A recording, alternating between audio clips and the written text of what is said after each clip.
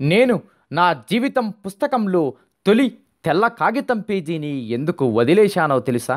నా యవ్వనం తొలినాళ్లల్లో గాలివానల్లో నీటి బుడగలు పేలుతున్నప్పటి పేలుడు శబ్దాలను విన్న నా చేతనత్వాన్ని గుర్తుకు తెచ్చుకోవటానికి, నీ కాళ్ళ కింద నలిగిన చీమల కాళ్ళు విరిగిన శబ్దాలలో విన్న వ్యథాభరిత ప్రచ్ఛన్నపు ఏళ్లనాటి స్మృతులను జ్ఞప్తికి తెచ్చుకోవటానికి, ఎదురైన జీవన వైరుధ్యాలలో ప్రేమికుల జీవిత విలోమాల్లో చిక్కుకుపోయి అణిగిపోయిన ఆర్ద్ర హృదయాలన్నీ ఆత్మాశ్రయాన్ని వదలి పరాశ్రయంతో యావత్ ప్రపంచం సాక్షిగా భస్మీపటలమైనప్పుడు చూసిన, నేను అనుభవించిన రక్త నేత్రోద్భవపు దృశ్యాలను గుర్తుకు తెచ్చుకోవటానికి, బాల్య క్రీడా దినాంతాల్లో అప్పటిదాకా ముత్యాల్లా రాసుకున్న అక్షరాలన్నీ నీ ప్రేమలో ఆభ్యంగన స్నానమాచరించి చలికి వంకర్లు పోయినట్టు నా అక్షరాలకి వనకుదనం, కులుకుదనంతో కలిగిన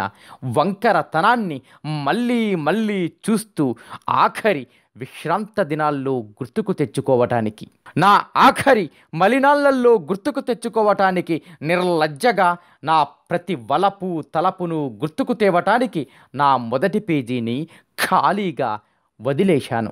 నా జీవితంలో ఉన్న మొదటి పేజీ కాగితం ఖాళీ ఎంత మాత్రమూ కాదు.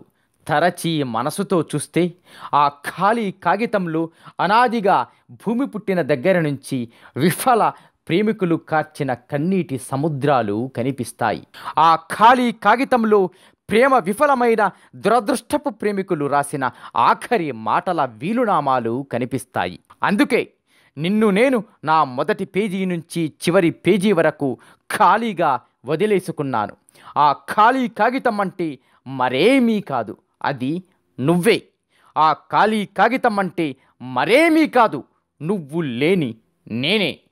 జడివానల నవ్వులాటలను దాటి వచ్చాక, తుఫానుల వికృత అతిశయాలన్నీ కనుమరుగయ్యాక, చిగుళ్ళు మొదళ్ళు లేని జీవిత చరమాన్వేషణలో గడచిపోయిన ఏళ్లనాటి ప్రచ్ఛన్నపు ప్రేమ ధాతు పరమాణువులను ఒక్క చోటికి పోగు చేసి, నువ్వు శపించినట్టు నీ శాపగ్రస్త విషాదపు ఆనందాన్ని తనివి తీరా అనుభవించేందుకు అసలు నా జీవితాన్నే అన్ని తెల్ల కాగితాలుగానే వదిలేసుకున్నాను.